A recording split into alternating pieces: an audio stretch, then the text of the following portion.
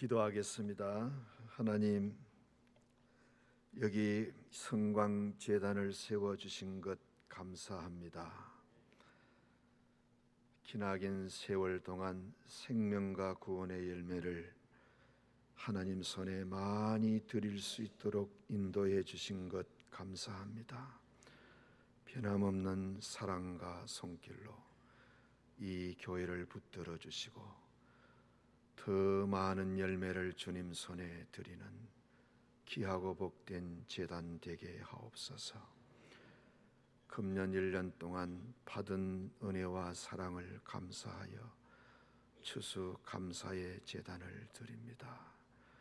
마음이 드려지게 하시고 중심이 드려지게 하시고 뜻과 힘이 드려지는 예배가 되게 하여 주옵소서. 부족한 종이 귀한 제단에 섰사오니 허물지고 제된 것은 감추어 주시고 말씀의 도구로만, 은혜의 도구로만 사용하여 주옵소서. 예수님 이름으로 기도드립니다. 아멘. 세상에는 감사할 일이 참 많습니다. 부모님의 다음이 없는 은혜가 우리가 감사할 수밖에 없고요. 또 농사 지어서 먹을 수 있게 농산물을 생산해 주시는 또 농부들의 땀 흘림, 그친 바다에 나가서 또 고기를 잡아 우리가 먹을 수 있게 해주는 어부들의 수고, 물건을 만들어서 필요를 채워주는 산업 현장의 많은 사람들, 또 시시사철 꽃으로 열매로 우리를 즐겁게 해주는 풀과 나무들에게도 오늘 아침 감사의 마음이 뭉클 많이 듭니다. 모든 일에는 감사가 있습니다. 믿음의 눈으로 세상을 보면은 감사하지 못할 일이 하나도 없습니다. 어떤 일에서든지 감사의 조건은 충분히 찾을 수 있습니다. 큰 일에도 작은 일에도 즐거운 일에도 또 비록 어렵고 힘든 일에도 생각하면 감사할 내용들이 있습니다. 그래서 성경은 우리의 의사를 묻지 않고 범사에 감사하라고 말씀해 주셨습니다. 아주 일상적이고 전혀 대수롭지 않는 것처럼 보이지만은 우리가 살아가면서 정말 감사해야 할 일 가운데 하나가 먹는 일, 식사입니다. 이 먹는 일만큼 기본적이고 반복적이고 일상적인 일은 없습니다. 우리가 하루 3번 식사를 하는데 우리가 하는 가장 기본적이고 일상적인 일 중에 하나입니다. 그래서 밥 한 그릇 앞에서 감사를 잃어버리면 솔직히 우리는 감사하는 삶을 살 수가 없습니다. 오늘날 세상이 얼마나 배부르고 살만해졌습니까? 그래서 감사를 잊어버리고 살기 쉽습니다. 제가 볼 때는 그렇습니다. 한국 사회 문제의 90%는 먹고 살만해져서 배가 불러서 생기는 문제들이다 봅니다. 먹고 살만해지니 조강지처를 부리고 바람을 피웁니다. 먹고 살만해지니 멀쩡했던 가정에 균열이 가고 어려움이 찾아옵니다. 먹고 살만해지니까는 형제간의 원수가 되고 또 여러분 피로 사신 이 하나님의 교회가 왜 시끄럽습니까? 핍박이 많아서 시끄럽습니까? 아니면은 진리를 위해서 수고한다고 시끄럽습니까? 제가 보기에는 그렇지를 않습니다. 먹고 살만해지다 보니까는 마음이 높아지고 그래서 은혜를 원수로 갖고 교회들이 시끄러운 것 같습니다. 우리 사회 문제의 출발점은 어디서부터 시작되었을까? 가장 기본적이고 일상적인 먹는 것에서 감사를 잃어버렸기 때문에 먹을 게 많으니 감사를 못합니다. 잘 먹고 배부르니 먹을 게 널려 있다가 보니 먹는 일에서는 감사할 마음이 아예 없습니다. 맛있고 기름진 것을 많이 먹고 병을 만나다 보니 음식에 대한 원망의 마음도 없잖아 있습니다. 맛집 찾아다니고 만났다 하면 모였다 하면 잘 먹다 보니까는 당연하게 여기지 먹는 것에서는 감사를 하지 못하는 것 같습니다.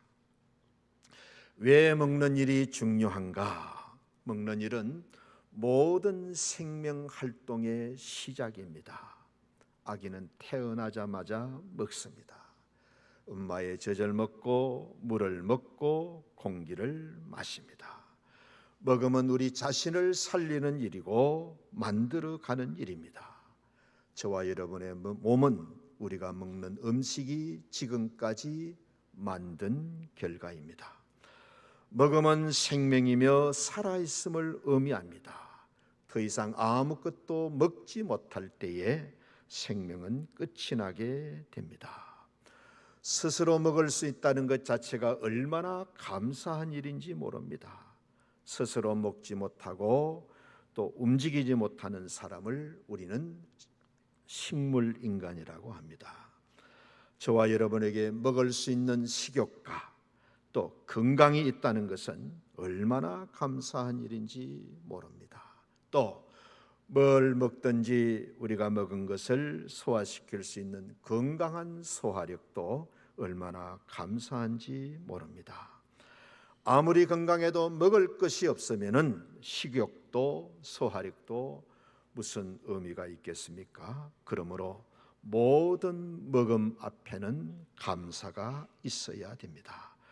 밥 한 그릇 안에는 감사할 내용이 너무너무 많이 들어 있습니다.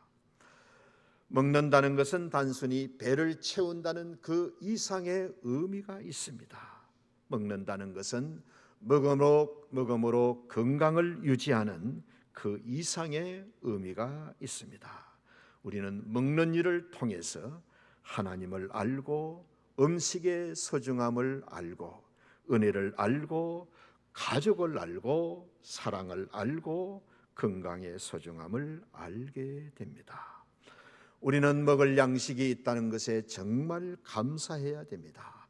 더 근원적으로 말씀을 드리면 일용할 양식을 주시는 하나님께 감사해야 합니다.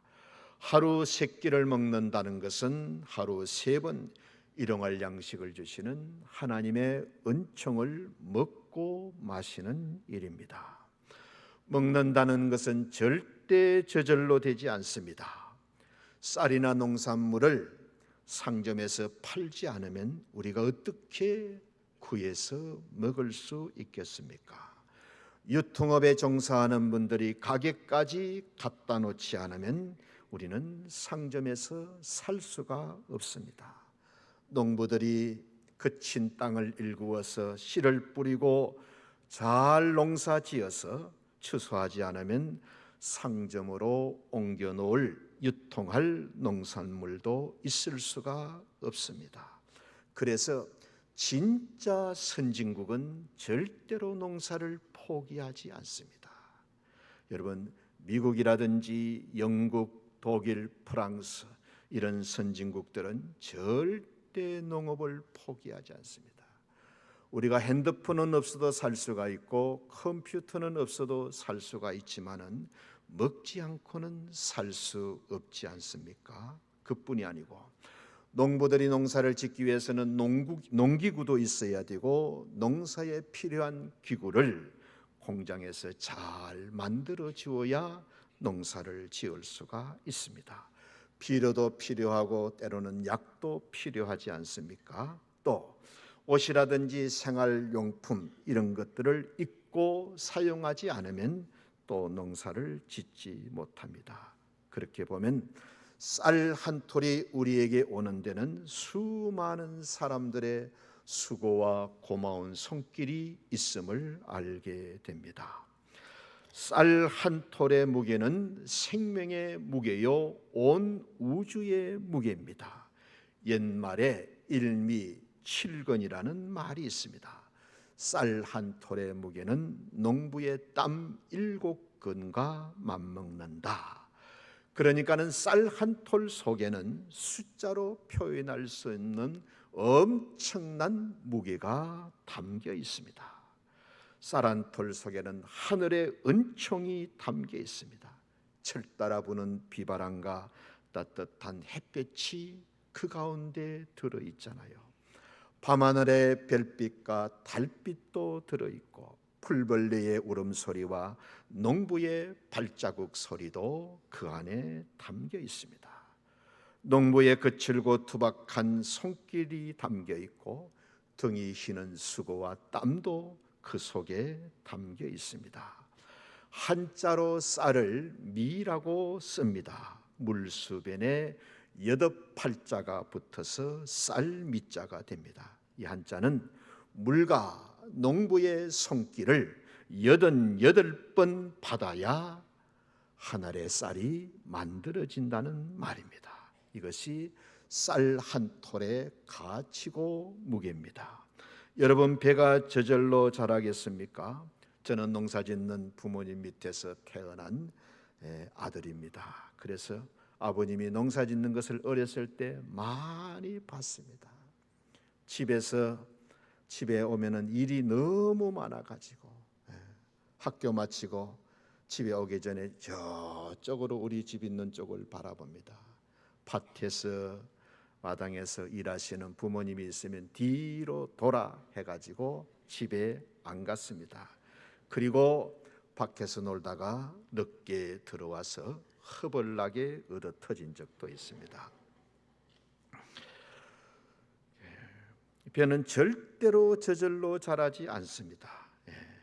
그래서 이 쌀 한 톨이 우리에게 오는 것은 정말 하늘과 땅의 수고도 있어야 되고요, 사람과 자연의 수고도 있어야 되고 엄청난 수고와 땀을 거쳐서 우리의 식탁에 밥으로 올라옵니다. 벼는 곡식은 절대 그냥 자라지 않습니다. 적당한 햇볕이 있어야 됩니다. 너무 햇볕만 많이 나면 다 타서 죽고 맙니다. 그리고 적당한 비와 바람이 있어야 됩니다. 너무 가물어도 안 되고 홍수가 나도 안 됩니다. 물과 흙과 기름도 있어야 되고 농부의 수고와 땀도 있어야 됩니다. 하나님께서 하늘과 땅을 조화롭게 하셔서 모든 유기적 생산 활동을 도와주셔야 됩니다. 수시로 바람이 곡식의 몸을 흔들어 줌으로써 배의 뿌리가 튼튼하게 뿌리를 내리게 됩니다. 부지런한 농부의 발자국 소리를 들으면서 배의 줄기가 조금씩 자라갑니다. 남몰래 내쉬는 농부의 한숨 소리를 들으면서 배의 나달이 조용히 익어가게 됩니다. 그러니까는 온 우주가 함께해야 우리 식탁 위에 밥 한 그릇이 올라올 수 있습니다. 밥 한 그릇 안에는 이런 엄청난 수고와 감사가 담겨 있습니다. 자연에 대한 감사가 담겨 있고요, 농사지은 분들에 대한 수고와 감사가 담겨 있고, 유통하는 분들에 대한 수고와 감사가 있고, 또 음식을 요리해서 식탁에 올려주는 분들의 고마움과 감사가 있습니다. 그리고 자신의 생명을 기꺼이 반찬으로 내어준 식물들에 대한 감사가 있잖아요. 무엇보다도 일용할 양식을 주시는 하나님에 대한 고마움과 감사가 밥 한 그릇 속에 담겨 있습니다. 성경은 깨닫지 못하는 사람들을 무엇이라고 말하느냐? 우리 함께 읽을까요? 시작. 존귀하나 깨닫지 못하는 사람은 멸망하는 짐승 같다.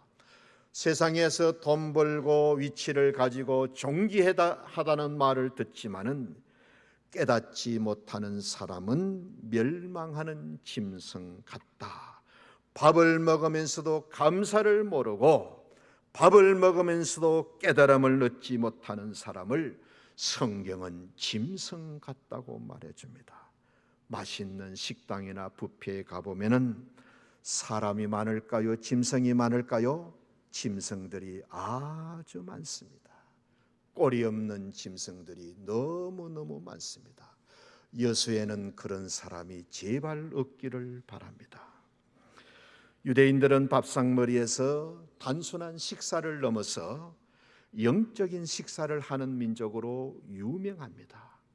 지금도 유대인들은 밥상머리에서 가장 중요한 것들은 밥상머리에서 다 가르칩니다. 밥 한 그릇 앞에서 하나님을 가르치고 말씀을 가르치고 순종을 가르치고 믿음을 가르치고 은혜를 가르치고 하나님의 약속을 가르칩니다. 밥 한 그릇 앞에서 감사할 줄 모르면 하나님께 감사하기 어렵다는 것을 알기 때문입니다.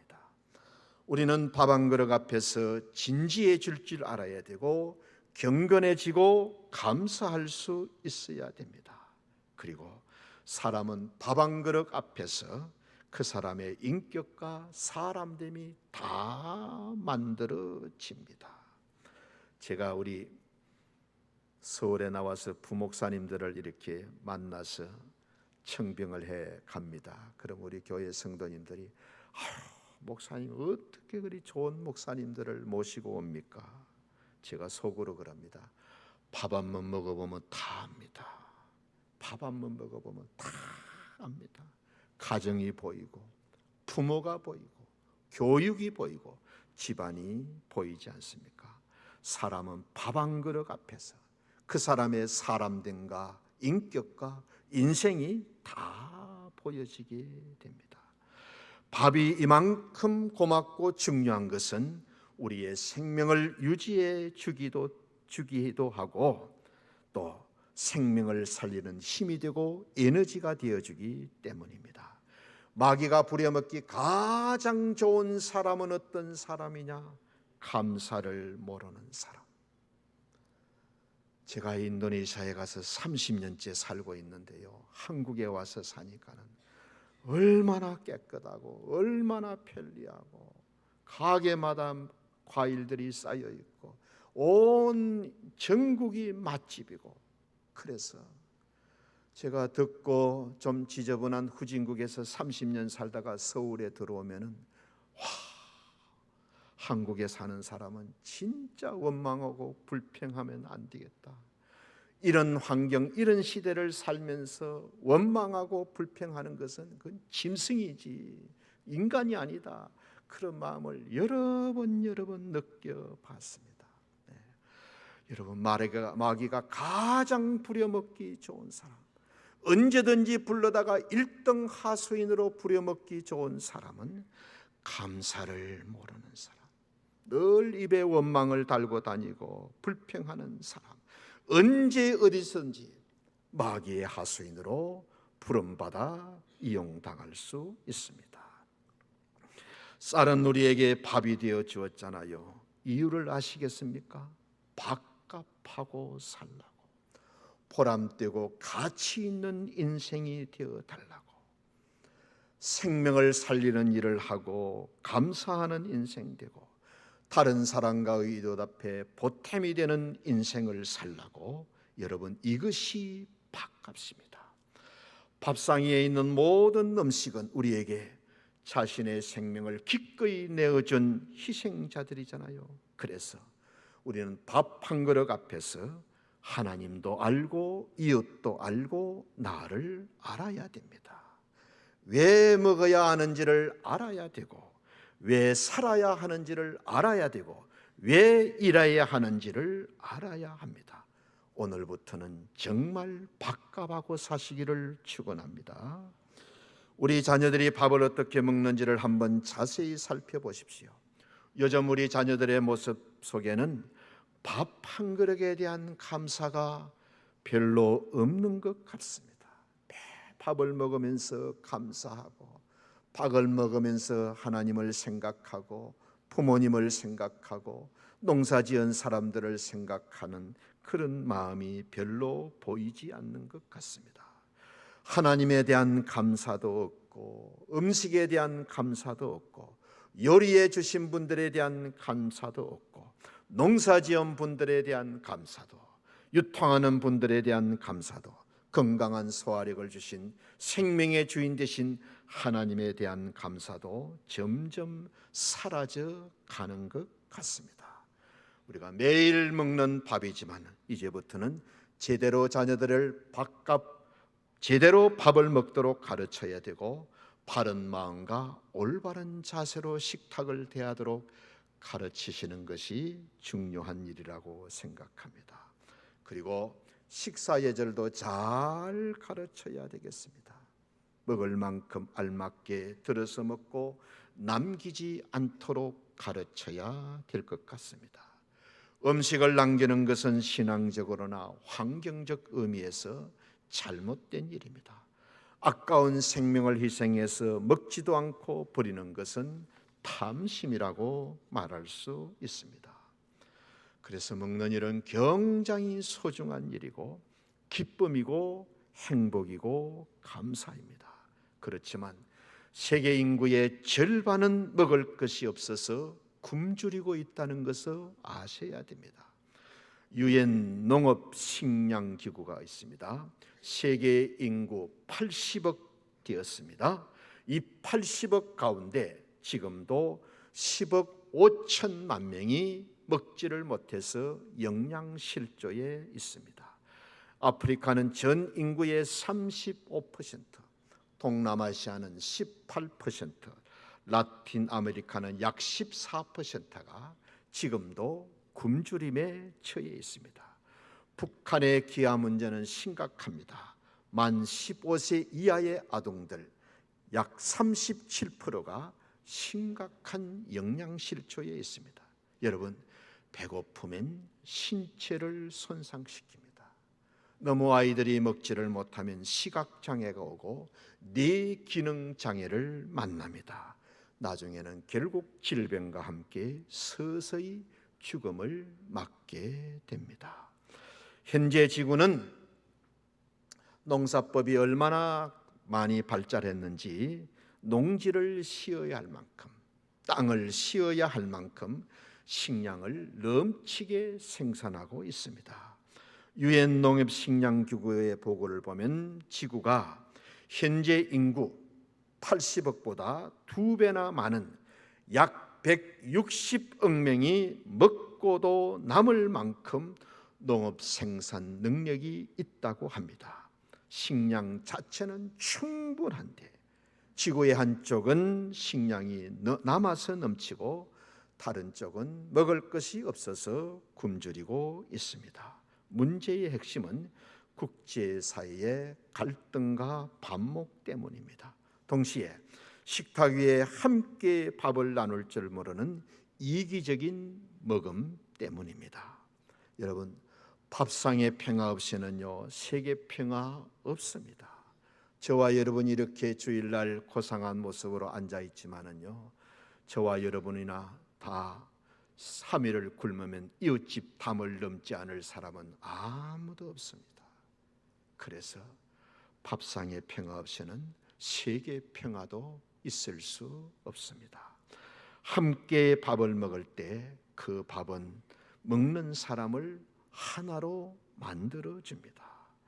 상담이나 거래가 성사되었을 때 함께 밥을 먹잖아요.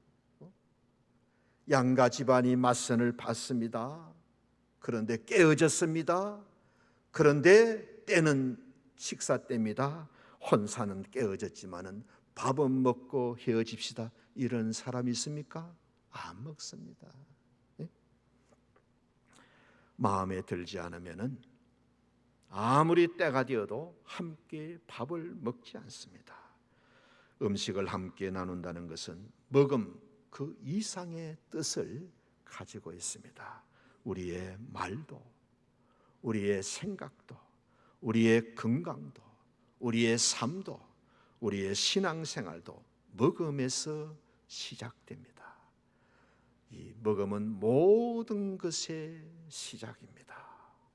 제가 인도네시아에서 우리 교회에서 목회할 때에 교인들이 음식에 대해서 좀 불평을 하더라고요.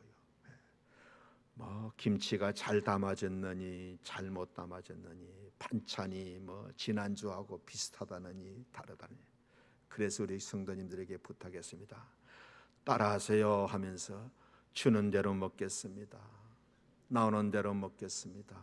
감사히 먹겠습니다. 여러분, 우리가 언제부터 그렇게 되었다고? 반찬이 지난주하고 비슷하고 반찬이 많이 정리. 여러분, 사람은 그런 말 하면 안 돼요. 밥 먹는 사람은 그런 말 하면 안 돼요. 짐승도 그런 말은 안 하잖아요. 매일 풀 줘도 그런 말은 안 하잖아요. 여러분, 우리가 좀 생각을 하고 살아야 됩니다. 여수성강교회도 정심이 나오는 걸로 알고 있는데, 여수 지방의 교회 식사는 제가 볼 때 이건 레벨이 다른 걸로 알고 있습니다. 워낙 이곳 지역이 음식을 맛있게 만들고 맛의 고향이고 그렇기 때문에 거의 여러분은 매일 국대급 식사를 하고 있다는 걸 아셔야 됩니다.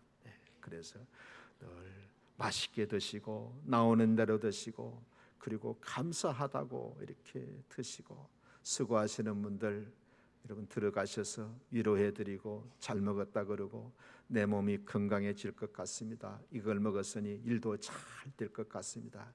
그렇게 좀 격려하시고 사랑하시면서 살았으면 좋겠습니다. 오늘 여기 보니까는 많은 이렇게 오곡 곡식들을 이렇게 했는데 너무너무 참 보기 좋습니다. 성도님들의 마음과 정성이 다 이 참 담겨 있는 것 같습니다. 이걸 잘하게 하시는 분은 다 우리 하나님이십니다. 농사는 농부가 열심히 한다고 되지 않습니다. 아무리 열심히 농사 지어도 태풍이 와서 두드려 버리면 소용이 없습니다. 아무리 가수원을 잘해도 태풍이 와서 흔들어 버리면 상품 가치가 없습니다. 다 낙가가 되고 맙니다. 하나님께서 바람도 잡아주셔야 되고, 하나님께서 적절한 비와 바람과 햇빛을 주셔야 됩니다. 농부의 수고도 중요하지만 하나님의 돌보심과 은혜가 얼마나 귀한 줄 모릅니다.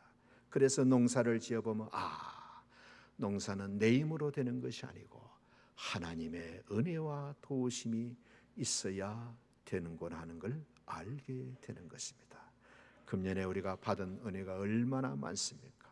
제가 오늘 여기 올라와서 예배를 이렇게 찬양을 드렸는데 제 마음에 그냥 눈물이 나서 찬양을 부르지를 못하고 입을 닫았습니다. 이 8시 일부 예배에 우리 성도님들이 나오셔가지고 이렇게 1년 동안 받은 은혜를 생각하면서 이렇게 추수감사 예배를 드리는데 너무너무 하나님의 은혜에 감사하고 보답하고 싶은 마음이 생기지 않습니까? 남은 생에는 아무쪼록 감사하는 인생을 사시고, 어떤 상황에서도 감사하시고, 어떤 일을 만나도 일단 먼저 감사하시고, 늘 범사에 감사하시는 우리 성도님들이 되시기를 바랍니다. 꼭 기억하세요. 범사에 감사하라. 우리의 형편을 묻지 않았습니다. 우리의 동의를 구하지 않았습니다. 하나님은 우리에게 일방적으로 말씀하십니다. 충분히 범사에 감사할 이유 마땅히 있다는 것입니다. 우리는 꼭 손해를 봐야 그리고 나서 감사하고, 죽을 병에 걸렸다가 개운하사야 그때 감사하지. 건강할 때 미쳤다고 감사합니까? 얼마나 우리가 못됐는지 모릅니다. 얼마나 마음 자세가 틀려먹었는지 몰라요. 꼭 잃어봐야 감사하고, 병들어봐야 감사하고, 사고가 나가지고 그냥 그리하지 마시고 늘 범사에 감사하시고.